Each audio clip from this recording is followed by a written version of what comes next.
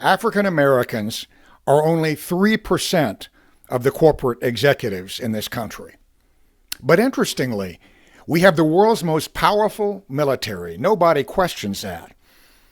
9% of officers are African American. Now, that's still just over half of the percentage they represent in the armed forces as a whole, but it's a hell of a lot closer than the ratios in the corporate boardrooms and corporate executive suites. Most African Americans are not waiting for white people to say that they feel guilty for how African Americans have been treated throughout our history.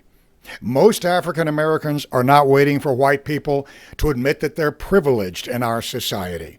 What most African Americans are waiting for is for white people, especially white leaders, to wake up and acknowledge that there are significant structures and barriers remaining in place to African American advancement in our country, in the criminal justice system, in the economy, in terms of housing patterns, which then has a huge impact on K through 12 education.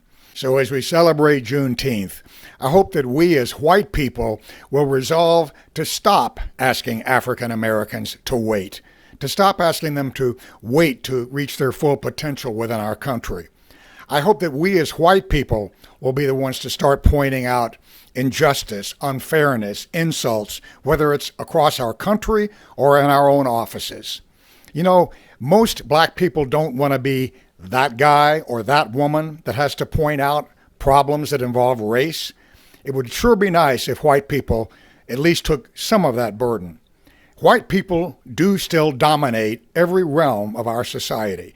So it's incumbent upon us to be the prime movers in the actions and the initiatives that will turn things around and enable even more African Americans to do great things in this country.